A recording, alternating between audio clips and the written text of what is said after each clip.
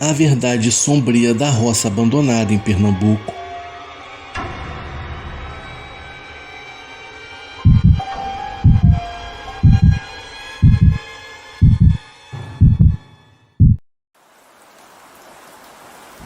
Olá, o meu nome é José Maria.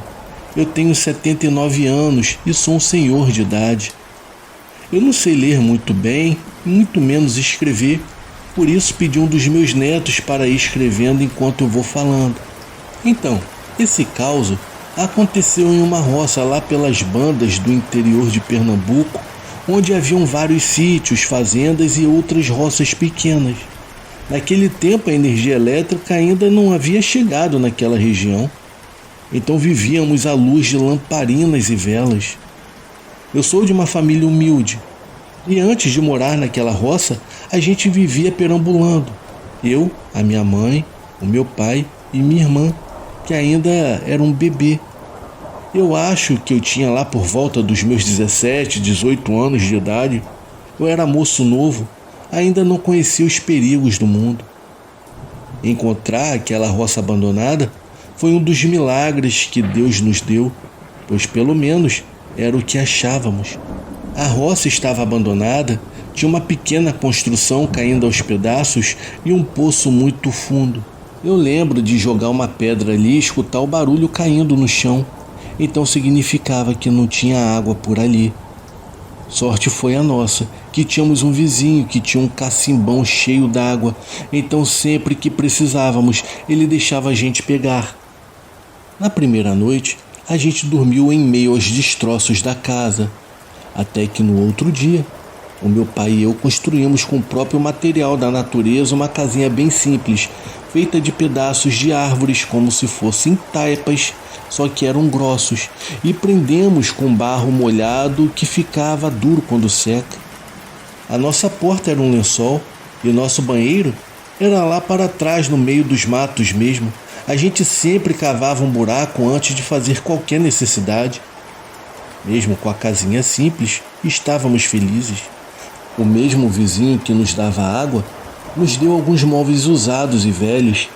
Ele nos deu uma cama e algumas cadeiras.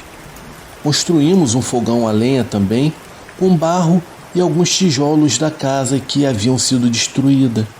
Como eu sou curioso, eu fui até o vizinho perguntar o porquê daquele lugar estar abandonado. Ele me olhou estranho e disse mais ou menos com essas palavras: "Olha, eu não sei muito bem a história, só sei que morava uma família aí.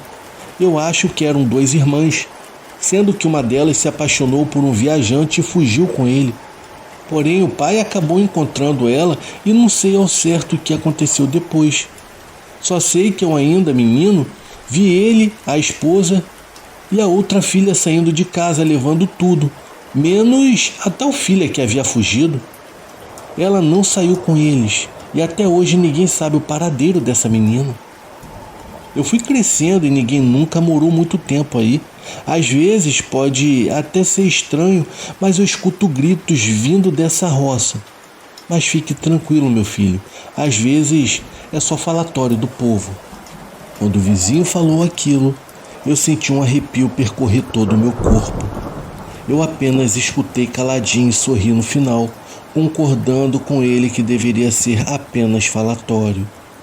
Enquanto eu voltava para casa, pensei que eu e nem ninguém da minha família havíamos escutado gritos, e se alguém tivesse escutado, ninguém me falou.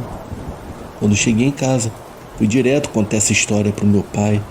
Ele ficou de boca aberta, dizendo que sim, já havia escutado esses gritos, mas achava que vinham de lá de trás da roça. Como ainda estava um pouco longe da noite, eu fui andando até lá para trás da roça e procurei por alguma coisa. Só tinha aquele poço e os destroços da casa. Enfim, com medo, eu saí dali e fui até a minha mãe. A mesma me pediu para ir até um povoado para comprar algumas coisas. O povoado mais perto ficava a mais ou menos 4 quilômetros, o que daria cerca de uns 30 minutos andando a pé até lá. Peguei o pouco de dinheiro que tínhamos e uma lanterna velha para quando eu voltasse, pois já poderia estar escuro. Pedi a bênção aos meus pais e fui andando até o povoado. Como previsto, Eu demorei bastante para chegar, mas só foi eu colocar os meus pés na bodega que o povo veio perguntar se era eu que estava morando na roça do São Francisco. Eu perguntei se era a roça que estava abandonada e eles disseram que sim, então confirmei que era eu mesmo. Com a minha confirmação, o povo me olhou como se tivesse visto uma assombração. Alguns até se benzeram. O senhorzinho, já de idade, chegou para mim e disse que a nossa família tinha era que orar, porque todos que passavam por ali escutavam uma mulher gritando. Eu aproveitei e perguntei mais sobre a história. Ele disse a mesma coisa que o meu vizinho, só acrescentou o que aconteceu com a moça. Eu mesmo fiquei incrédulo quando eu vi. Eu saí do meio daquelas poucas pessoas, comprei o que eu precisava na bodega e, como eu imaginava, já estava escuro. Algumas pessoas dali me olhavam estranho, ainda sem dar muita bola. Peguei a estrada e fui andando até chegar na minha roça. O caminho estava bem claro, a lua iluminava tudo. Eu estava andando tranquilamente, até porque o barulho que a natureza fazia ia me tranquilizando. Eu demorei mais do que na ida, talvez pelo fato de ser subida. Achei que perdi uns 50 minutos só de caminhada. Atravessei o sítio vizinho e cheguei na minha roça, abrindo a porteira e passando. Quando cheguei em casa, entreguei as coisas que a minha mãe havia me pedido e o troco dela. O meu pai estava do lado de fora fumando um cigarro de palha, então eu cheguei até onde ele estava e comecei a contar o que aconteceu no povoado. Então, pai, eu cheguei lá e algumas pessoas ficaram bem surpresas quando eu confirmei que era eu que morava aqui. E você não sabe a boa. Eu descobri o que aconteceu com a menina. O povo disse que ela foi jogada no poço pelo pai. Depois disso, o pai começou a ser atormentado por gritos e outras coisas durante a noite. Ela deve ter falecido na queda, mas ninguém tem certeza. O meu pai escutava atento quando a minha próxima fala foi interrompida por um grito que parecia vir de dentro do poço. Assim como o povo dizia. Eu me afastei imediatamente. A minha mãe, com a minha irmã pequena no colo, veio ver o que estava acontecendo. E foi aí que o terror começou. Aquele ser que estava dentro do poço começou a gritar desesperadamente. Parecia um grito de sofrimento e raiva ao mesmo tempo. Parecia mesmo ser uma pessoa. O meu pai foi o mais corajoso. Pegou a lanterna velha que a gente tinha e iluminou o poço, mas por ser muito fundo não conseguiu ver nada. A minha irmãzinha não parava de chorar, até que os gritos cessaram. Nesse momento me senti sendo observado pelas costas e então eu me virei. E foi uma das piores decisões da minha vida. Eu pude ver uma mulher toda de preto e ela começou a gritar e o grito ficava cada vez mais alto. Eu e a minha família estávamos muito assustados. Aquilo parecia querer nos empurrar. Vinha se aproximando aos poucos. O meu pai, esperto como sempre, sacou a ideia daquele ser e nós 4 saímos correndo para a casa do vizinho. Aquele ser nos perseguiu até a porteira. Chegamos com um alvoroço do tamanho do mundo, pedindo para ele abrir e atravessamos a porteira. E ele nos colocou para dentro da sua casa. Dava para escutar os gritos daquela coisa e a noite toda foi isso, gritos e mais gritos. No dia seguinte, a gente não quis mais ficar ali. O nosso vizinho nos deu moradia até o meu pai arranjar um emprego no povoado. Eu também arranjei e continuamos as nossas vidas morando por ali. A gente nunca mais pisou numa terra abandonada, pois uma lição que aprendemos é que se está abandonado, motivo tem. Esse foi o meu relato. Eu espero que tenham gostado. Eu desejo a todos uma ótima noite.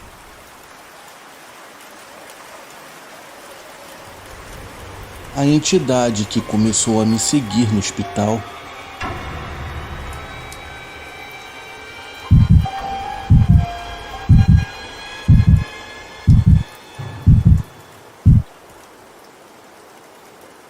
Por muito tempo eu fui uma pessoa cética, que acreditava apenas no que a ciência era capaz de comprovar.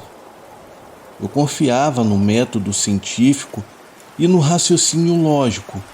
Depois que me formei em medicina e comecei a trabalhar em um hospital, eu comecei a duvidar de tudo que havia consolidado como uma verdade absoluta, principalmente devido ao que aconteceu com certos pacientes meus que durante ou após uma cirurgia tiveram sua consciência interrompida e estiveram mortos por alguns minutos. Quando eu consegui trazê-los de volta à vida, eles me contaram o que viram no momento da morte. As coincidências eram muitas, e os estranhos acontecimentos que eles vivenciaram foram os que me levaram a investigar mais sobre a vida após a morte.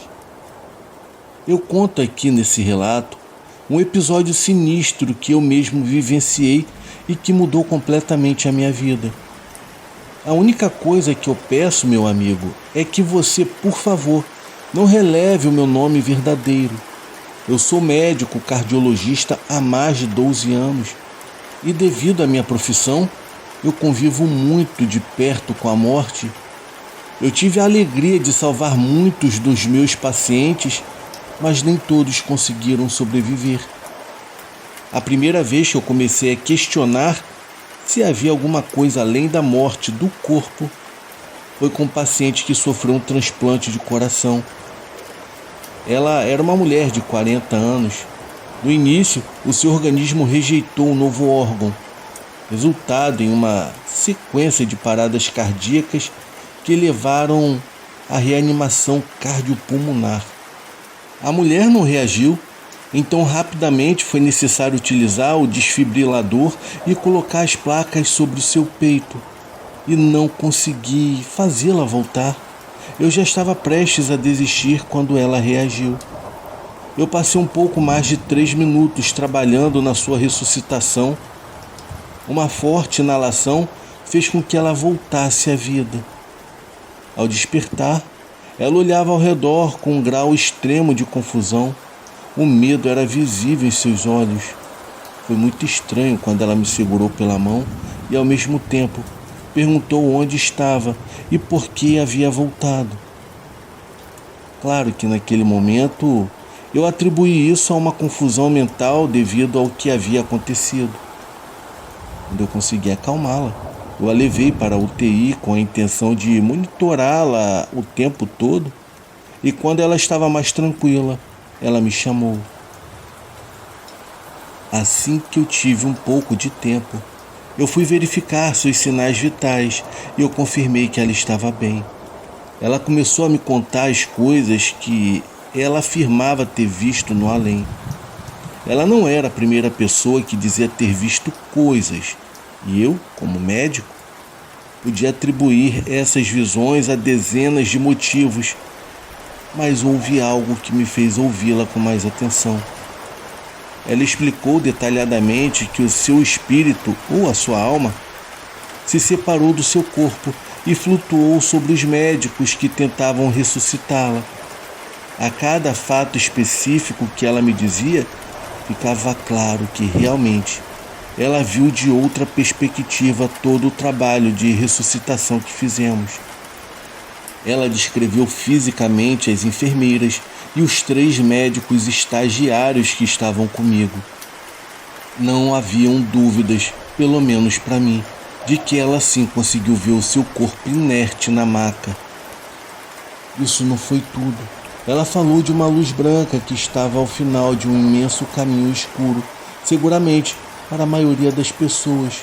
O túnel e a luz branca são conhecidos e estão no imaginário coletivo quando se fala desse tema. O caso é que ela acrescentou que havia uma bifurcação, um caminho para a direita e outro para a esquerda. Por algum motivo que ela nunca me revelou, ela escolheu o caminho da direita, onde encontrou vários dos seus familiares falecidos que estavam felizes em vê-la lá novamente. Mesmo feliz com a companhia deles e sentindo uma paz tão intensa que ela mesmo nem conseguiu descrever, ela no fundo sabia que tinha que retornar. Ao fazer isso, ela viu novamente o seu corpo e entrou de volta nele. foi quando ela começou a se sentir incomodada com um tubo de oxigênio em sua boca e com a dor da cirurgia e muitos outros desconfortos. Ela disse que, se pudesse escolher, ela preferiria ficar ali com seus entes queridos naquele lugar sereno e confortável. Essa não foi a única paciente que teve essa experiência de morte por alguns minutos. Eu mesmo entrevistei outros que sofreram morte repentina, no caso no centro cirúrgico ou em suas casas, e todos relataram passar exatamente pela mesma coisa. E os elementos mencionados por eles eram exatamente os mesmos. No instante em que eles me contavam as suas histórias, houve um paciente chamado Josué. Ele entrou em uma cirurgia por causa de uma má formação congênita. Era uma cirurgia de alto risco. Tudo estava correndo bem e não parecia que aquele caso iria se complicar. Mas em um dado momento, no caso, um momento crucial da cirurgia, ele entrou no que eu chamo de linha mortal. A minha equipe e eu fizemos esforços desesperados para ressuscitá-lo e nós nos recusamos a aceitar que havia chegado a hora da sua morte. Quando ele voltou à vida, foi um alívio perceber que aquele jovem de apenas 25 anos de idade ainda estava vivo. Com ele, não foi necessário fazer nenhuma pergunta. Ele começou a contar o mesmo que os outros pacientes, porém com uma grande diferença. Daquela bifurcação que eu já havia mencionado, ele me contou que escolheu o caminho da esquerda e, com muitos detalhes, ele descreveu tudo o que viu. Ele falou sobre um caminho escuro, cujas paredes tinham rostos humanos, cada um com uma aterrorizante expressão de sofrimento. Cada rosto se queixava com uma voz baixa e que se tornava um murmúrio doloroso que aumentava à medida que ele avançava. Ele me disse que não tinha visto nenhuma luz, muito pelo contrário. O caminho se tornava cada vez mais escuro até que ele chegou a um lugar lamacento e completamente sombrio. A única coisa que ele disse que podia ouvir era uma voz grave, cavernosa, que ele não conseguiu perceber de onde estava vindo. Mas depois, ele se deu conta de que aquela voz estava dentro da sua cabeça e era como se o dono daquela voz tivesse feito morada lá dentro. Então, de repente, ele parou de contar o que havia visto e ficou me olhando fixamente. Eu senti o seu olhar penetrante, o que me inquietou muito naquele momento. Ao mesmo tempo, ele sorria de maneira maliciosa e perturbadora. Eu pedi que ele me contasse os detalhes daquele homem da voz grossa que o chamou pelo nome. Ele se alegrou com uma pergunta e, sem pensar um segundo, disse que não podia vê-lo e apenas ouviu sua voz. Ele contou que aquela voz mandou que ele voltasse ao mundo dos vivos e que, por ele ter se atrevido a caminhar pelo outro lado, no caso o lado esquerdo das trevas, ele receberia um dom enquanto estivesse vivo. Ele me contou que a voz lhe disse que ele teria a possibilidade de conseguir tudo o que ele quisesse. Claro que tudo que ele me disse me soou um grande delírio, um pesadelo muito bem elaborado. A sua história me soou completamente falsa. Eu não dei muita credibilidade ao seu testemunho, principalmente porque ele diferia de qualquer elemento dos outros pacientes. Eu deixei de lado o seu relato, sem adicioná-lo aos meus relatórios de investigação. Cada vez mais, o meu ceticismo foi mudando. Aquilo que eu antes assegurava não existir. A vida após a morte passou a ser questionada, fundamentada nas experiências vividas pelos meus pacientes e corroborada por pesquisas e um pessoal médico de grande prestígio que eu conhecia. Mas eu ainda tinha uma grande dúvida, porque o Josué dizia algo diferente do restante dos meus pacientes, se a situação havia sido exatamente a mesma. Ele tomou o caminho contrário dos outros que morreram e ele foi parar em um mundo totalmente diferente do que os outros haviam relatado. Mencionou como se chamava aquele lugar, mas pelas descrições que ele fez, o seu relato perturbador me fez pensar que ele talvez havia feito uma visita ao inferno. Até aquele momento, eu não acreditava na existência nem do céu e nem do inferno, e eu também não queria classificar as minhas investigações com esses nomes, pois eu acreditava que tudo isso limitaria muitas possibilidades, sendo o universo muito amplo e cheio de lugares inimagináveis. Eu queria pensar mais em lugares onde a energia do espírito era positiva ou negativa, mas a minha percepção mudou muito quando eu comecei a notar comportamentos para lá de estranhos no Josué. Foi necessário que ele ficasse ainda mais tempo em observação devido ao tempo que ele esteve sem vida. Além disso, não era muito comum que um paciente da sua idade tivesse um coração tão velho. O pessoal médico esperava reações adversas ao tipo de procedimento que realizamos. Por isso, todas as vezes antes de ir embora, eu o visitava para ver as suas condições e checar seus batimentos cardíacos. Meus amigos, o Josué sorria para mim de uma maneira que eu não gostava, pois ele parecia perceber o que eu estava sentindo. Parecia que ele percebia o meu temor. Enquanto a enfermeira media sua pressão, o Josué não tirava os olhos de mim. Quando a enfermeira se retirou e eu verifiquei que tudo estava em ordem, expliquei que em breve ele teria alta, porque o seu corpo havia reagido favoravelmente à cirurgia. Meus colegas haviam feito um ótimo trabalho, na verdade um trabalho extraordinário. O jovem, sorrindo, disse que isso não era fruto do nosso trabalho, e sim do seu Deus, pois segundo ele, o Deus dele havia permitido que ele retornasse da morte e o mantivesse vivo para alcançar o seu propósito. Antes de deixar o hospital, ele me disse uma coisa que me deixou paralisado. Ele comentou que um anjo negro estava atrás de mim, e a partir daquele momento, ele se tornaria a minha sombra. Como médico, ele me daria a força para salvar tantas vidas quanto possível, mas essas vidas seriam para prestar culto a ele. Não era necessário fazer nada diferente, apenas focar no meu trabalho. O resto, esse tal anjo faria. É claro que as palavras do Josué me incomodaram bastante, pois eu não acreditava no que ele estava me dizendo, muito menos que esse tal anjo negro, como ele chamava, iria me ajudar a fazer com que os meus pacientes não morressem, e muito menos com o objetivo que ele mencionou.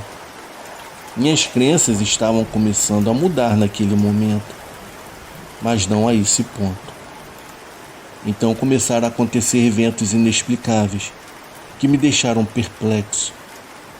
Foi quando eu entendi que alguma coisa realmente acontecia após a morte do corpo. No dia seguinte, depois dessa conversa com Josué, chegou ao hospital uma senhora em estado crítico.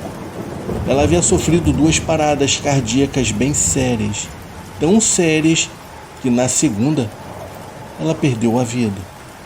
Os meus colegas agiram com as medidas de ressuscitação conhecidas. Nós lutamos pela vida daquela senhora, porém sem sucesso. A minha colega se recusava a parar e ficou por vários minutos tentando ressuscitar aquela senhora. Eu fui quem a detive para que ela parasse com os procedimentos, pois nada mais poderia ser feito. Eu pude até sentir a frustração diante da impotência dela ao não conseguir salvar a vida da paciente. Mas poucos minutos depois, quando a hora da morte já estava sendo registrada, a senhora teve um movimento inusitado e voltou à vida.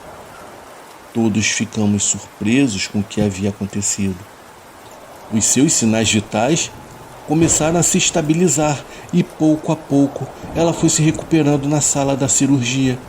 Todos estavam surpresos. Aquela mulher que já tínhamos dado como morta simplesmente havia ressuscitado, isso diante dos nossos olhos.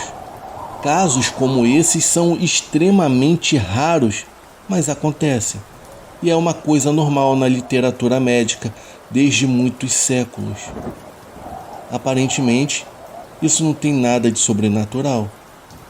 Mas então, eu ouvi alguém me chamar pelo meu nome. Eu olhei ao redor, mas os meus colegas estavam imersos no atendimento da mulher. Não havia sido nenhum deles, com certeza.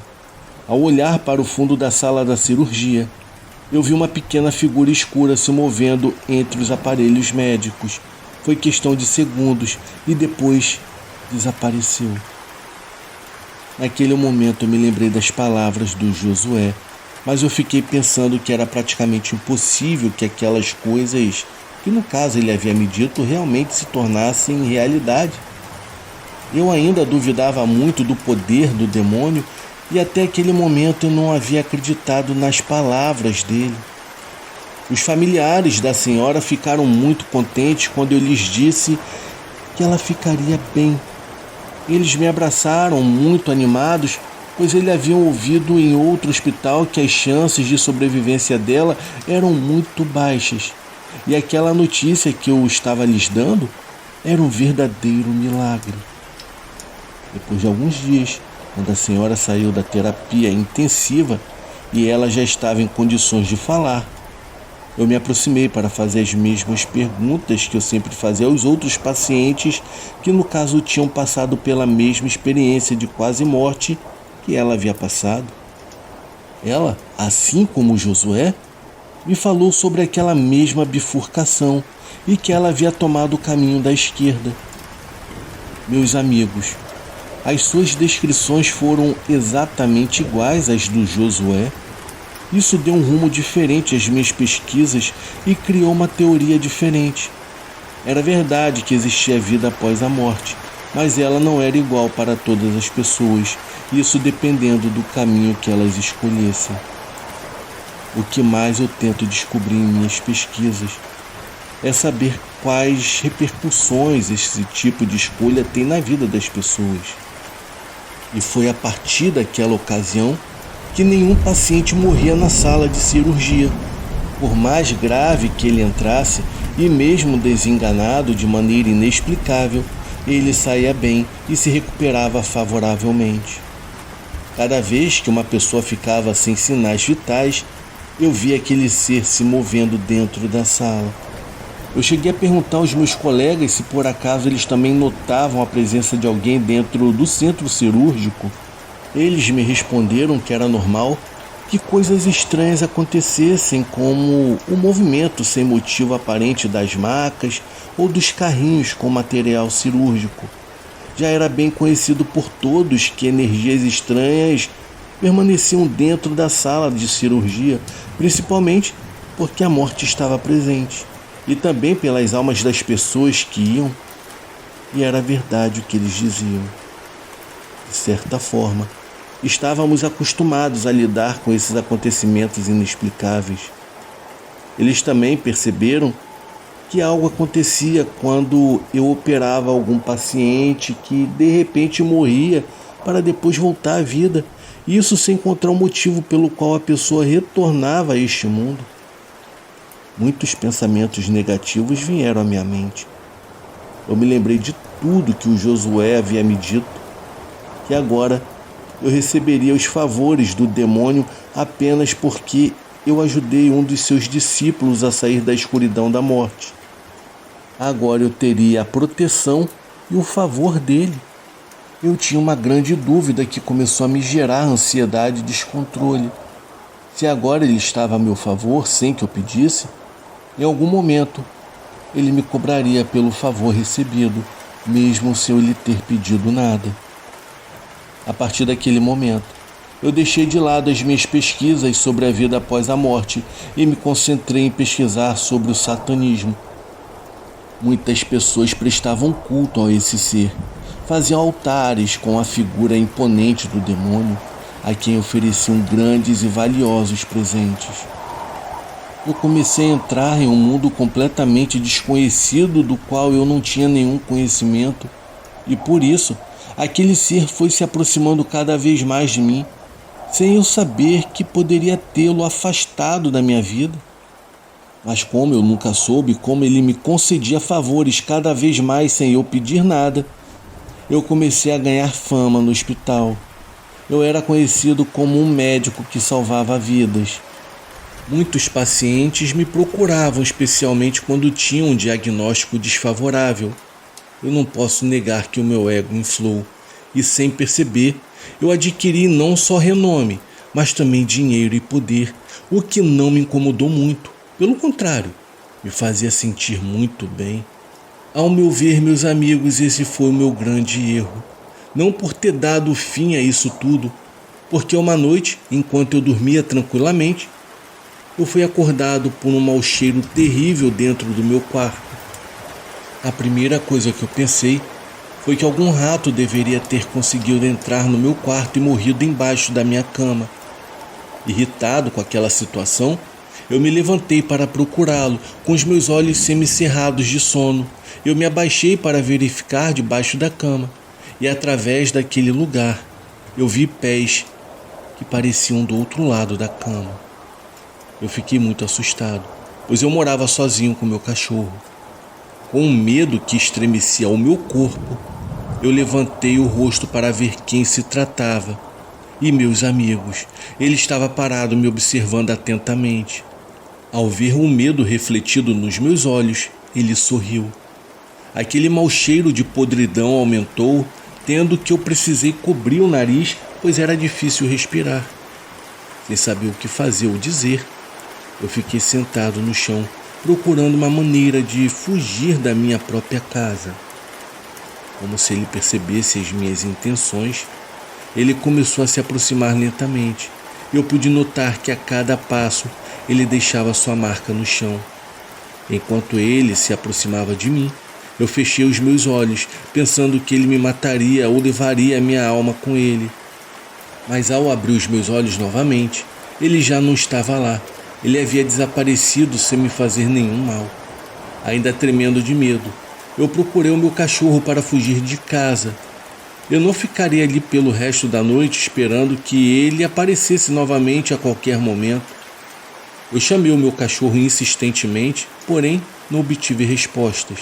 Eu só queria ir embora, mas não sem ele.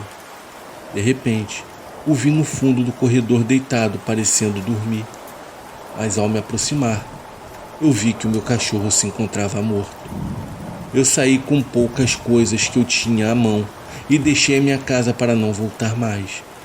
Eu sabia perfeitamente que não se tratava de fugir, pois ele me encontraria em qualquer lugar. Mas essa foi a maneira que eu encontrei para me sentir seguro naquele momento. Eu tenho certeza de que ele estará me esperando até o fim dos meus dias para me cobrar os favores que ele me concedeu, mesmo sem eu ter pedido nada. Infelizmente, eu estou esperando com muito medo o dia em que ele aparecerá para levar minha alma com ele. E que Deus me ajude quando esse momento chegar.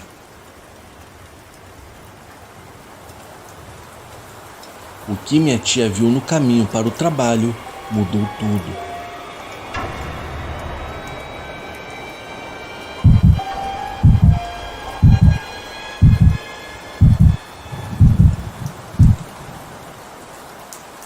Boa noite, eu me chamo Yasmin, eu sou da cidade de São Paulo.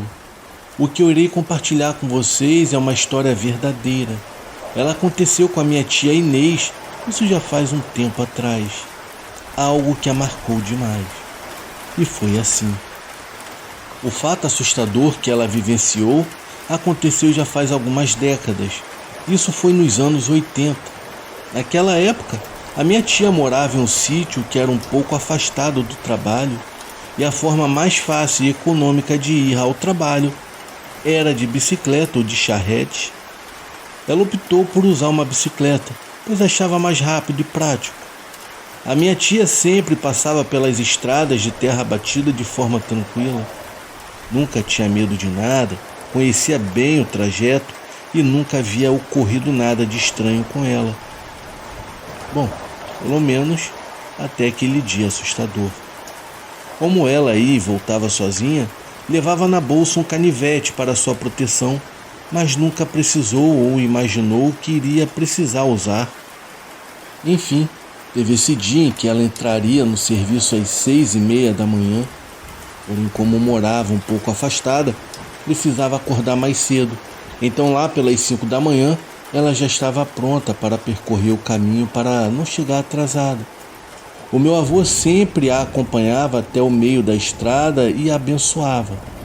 Dizia para ela se cuidar e sempre falava que, caso fosse necessário, que ela usasse o canivete. Pois se tivesse algo ruim no caminho, certamente iria merecer isso. Ela sempre dizia a ele que ficaria bem e que não se preocupasse, pois era um caminho tranquilo. Mas pai é pai, né? Ele ficava preocupado com ela.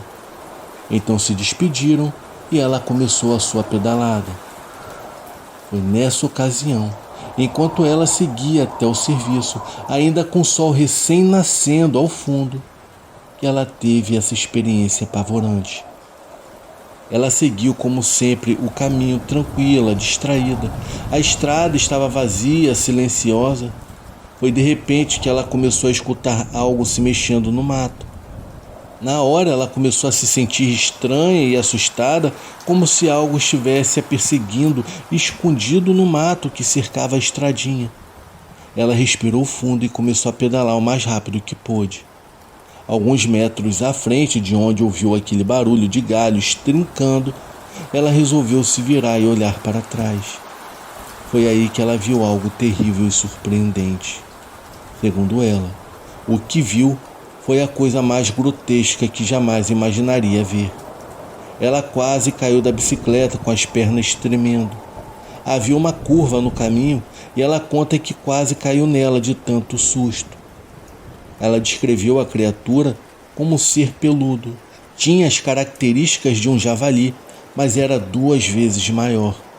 Ela disse que o bicho tinha orelhas pontudas, olhos grandes e unhas enormes que pareciam garras. Ela diz que não lembra muito bem dos detalhes, pois estava em cima de uma bicicleta, mas o pouco que viu foi o suficiente para arrepiar ela inteira. Ela viu aquela coisa começar então a correr atrás dela. Nisso ela se virou para a frente desesperada e começou a pedalar o mais rápido que conseguia. Ela conta que o desespero tomou conta dela. Só pensava que iria morrer sozinha naquele matagal. Então ela chegou perto de uma ladeira, onde na hora pensou, agora vai. E ao pegar mais velocidade, aquele suposto bicho a perdeu de vista. Ela se virou rapidamente e percebeu que aquela coisa não estava mais atrás dela. Ela chegou a achar que estava tudo bem, até desacelerou um pouco. E faltando alguns minutos para chegar no serviço, aí veio o susto. A criatura surgiu atrás dela saindo do matagal e partiu novamente em sua direção. Ela pedalou forte, conseguiu se afastar e já estava quase na porta da empresa quando olhou de novo e percebeu que aquela criatura ainda estava atrás dela. Já quase sem forças, ela gritou desesperada para o porteiro abrir o portão. O homem foi correndo e assim que ele abriu, presenciou aquela criatura bem na cola dela. No susto, o homem gritou perguntando que diabos era aquilo. A minha tia atravessou o portão e rapidamente ele o fechou com tudo. Ela caiu da bicicleta e se machucou bastante. Estava tão chocada e sem forças que sequer conseguia falar. Passado algum tempo, com ela mais calma, bebeu um pouco d'água, tentou se recompor, mas não teve condições de trabalhar naquele dia. Ela só queria sair o quanto antes.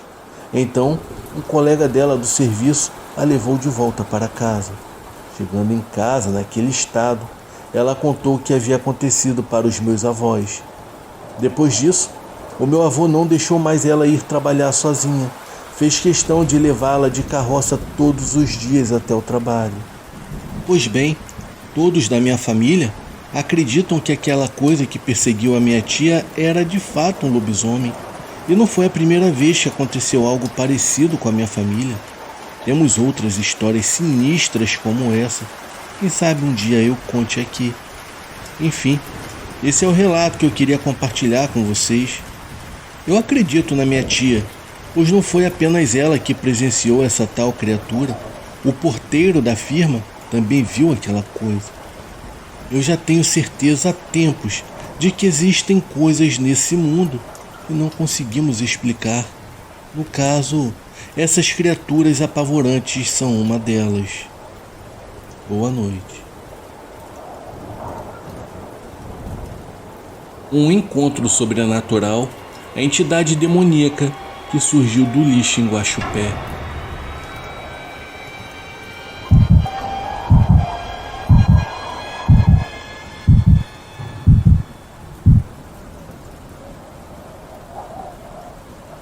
Olá, meus amigos. O meu nome é Ricardo. Eu tenho 28 anos de idade e moro em Belo Horizonte, em Minas Gerais. O relato que eu vou contar aconteceu comigo e foi no ano de 2014. Eu sempre achei interessante os assuntos sobrenaturais, mas até então eu nunca havia tido nenhuma experiência como aquela. Mas tudo isso mudou depois daquela noite bizarra que me deu a confirmação de que o sobrenatural realmente existe. Mesmo depois de anos, ainda me pego pensando sobre tudo o que aconteceu e sinto um frio na espinha só de lembrar. Pois bem, vamos ao meu relato. Naquela época eu morava na cidade de Guaxupé, no interior do estado. Eu trabalhava em uma lanchonete na região central da cidade. Eu pegava a jornada de trabalho que ia até mais tarde da noite, então sempre voltava para casa em um horário avançado. Eu não me preocupava com isso, já estava acostumado e sempre foi tranquilo. Então, veio uma noite que estava totalmente normal. Eu me lembro que tinha pouco movimento na lanchonete e só havia eu e um colega lá. Então veio uma noite que estava totalmente normal. Eu me lembro que tinha pouco movimento na lanchonete e só havia eu e um colega lá. Ficamos conversando sobre o dia e coisas banais, quando que do nada, ela começou a falar algo bem estranho. Disse que às vezes sentia arrepios e calafrios naquele lugar, especialmente durante a noite. Dizia que havia energias pesadas por ali. Para ela, isso poderia ser por conta de uma história que um antigo dono havia falecido lá dentro. Inclusive, comentou que já havia visto alguns vultos passando em frente ao lugar e até em corredores da lanchonete. Eu confesso que fiquei um pouco intrigado com aquilo, mas disse que eu nunca tinha visto nada por lá. Enfim, acabamos mudando de assunto e deixando tudo isso para lá e continuamos nossos afazeres. Algumas horas depois, fechamos a lanchonete.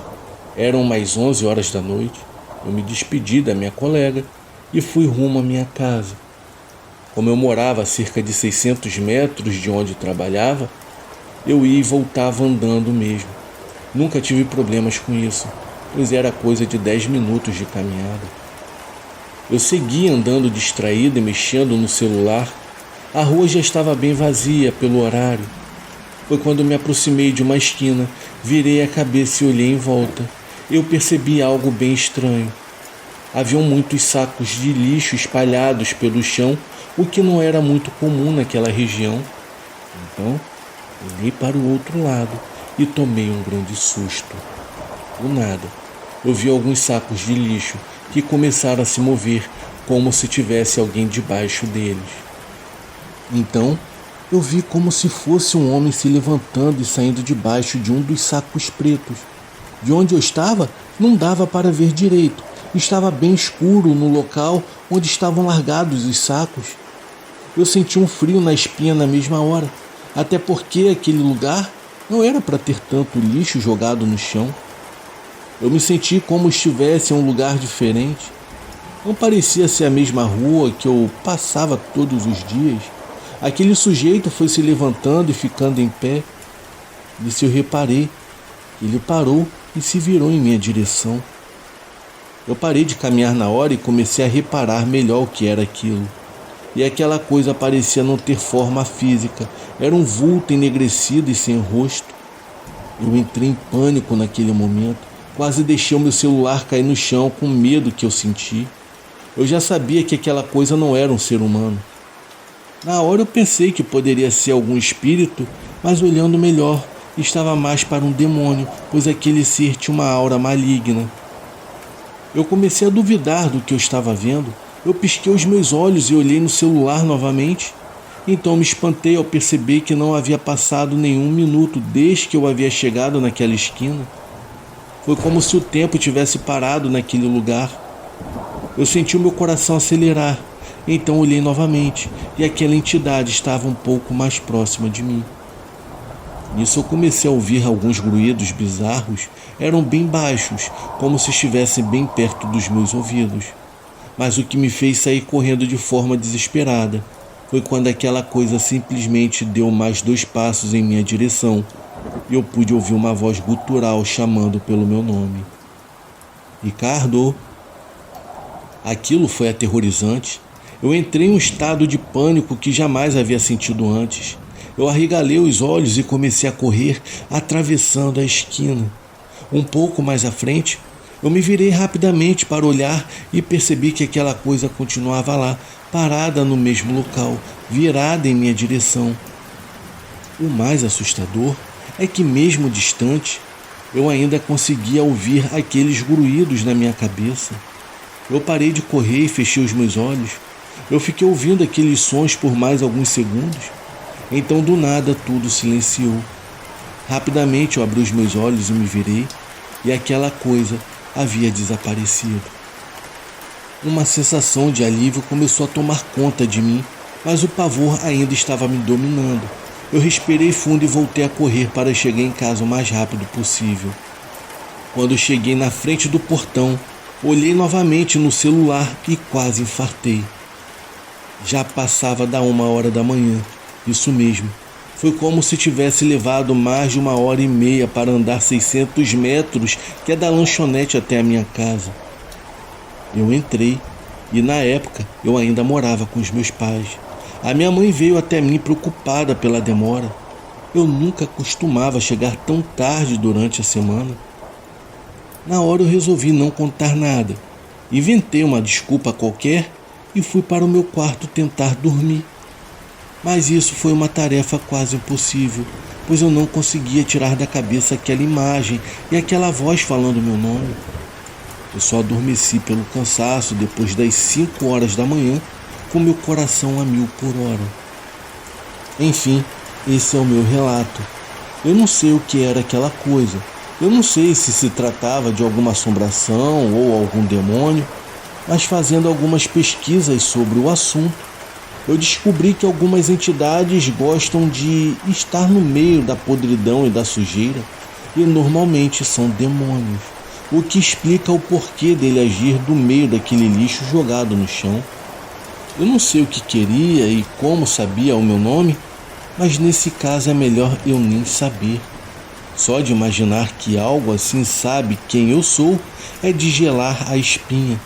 Eu nunca me esqueci daquela noite, pois foi nela que eu me vi de frente com uma força maligna completamente inacreditável. Boa noite.